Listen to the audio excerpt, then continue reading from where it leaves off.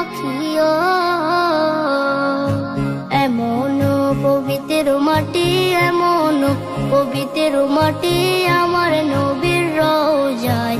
তোমরা যদি যাও মদিনায়, তোমরা যদি যাও মদিনায়। ইয়া রাসূলুল্লাহ, ইয়া হাবিবাল্লাহ, ইয়া রাসূলুল্লাহ, ইয়া হাবিবাল্লাহ।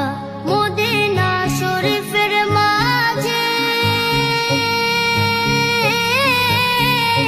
বেহেশতের বাগান আছে, সেই বাগানে শুয়ে আছেন, সেই বাগানে শুয়ে আছেন প্যারা নবী মুস্তাফায়।